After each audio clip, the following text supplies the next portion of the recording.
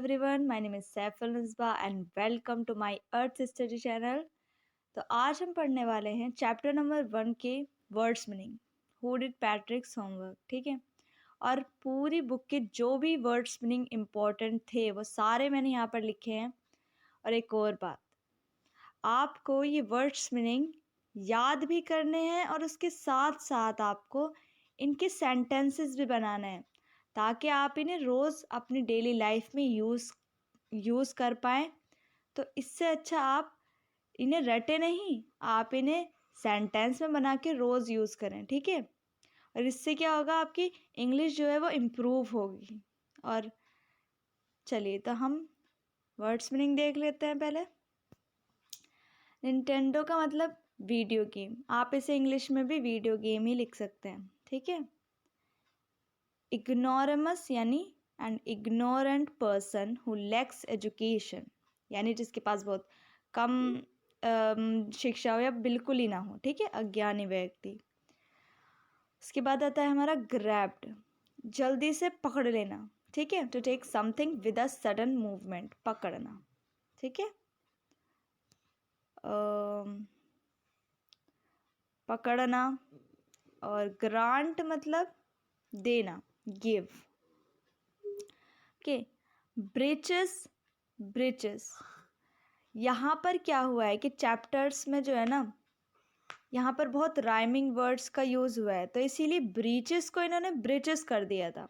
इसका मतलब होता है शॉर्ट पैंट। ठीक है, ट्राउज़र। ठीक है, छोटी पतलून। विच यानी a woman who is believed to have magical powers and who uses them to harm or help other people, यानी इसे हम चुड़ैलिया डायन भी कह सकते हैं। ठीक है, अब आता है हमारा yelled, to shout very loudly, बहुत ज़ोर से चिल्लाना। wrinkled, having small lines or folds in it, यानी जो आपने बूढ़े के चेहरों पर ज़्यादातर देखी होंगी, झुर्रियाँ। ठीक है, ओल्ड पर्सन्स के चेहरों पे। और आपने कपड़ों में भी ज़रूर देखी होंगी ये। हाँ, तो जब हम कपड़े सुखाने जाते हैं तो वो कितने सिकुड़े हुए होते हैं, तो उसी को हम रिंकल्ड कहते हैं। Dish cloth, a cloth for washing और ड्राइंग डिशेस, बर्तन पोंछने का कपड़ा। हैम्पर, बास्केट या टोकरी।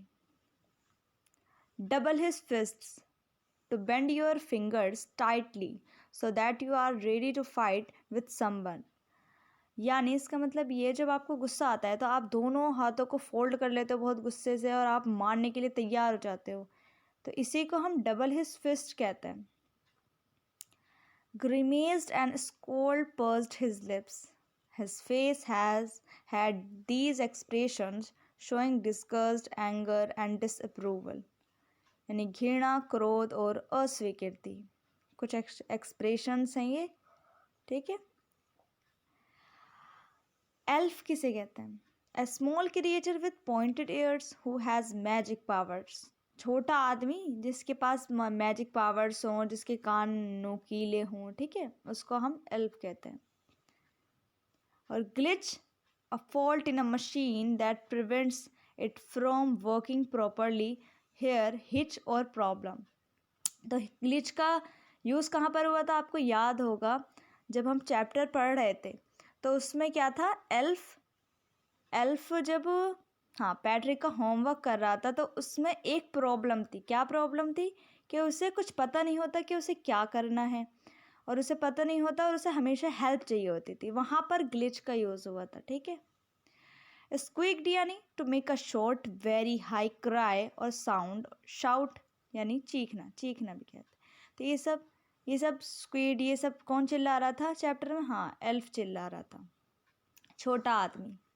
श्रिक्ड यानी gave a short high pitches cry, इसका मतलब भी चीख ही होता है। नेग मतलब to continuously complain to somebody about his her behaviour, मतलब किसी को लगातार ये करना कि ये क्यों नहीं किया तुमने, ये क्यों किया।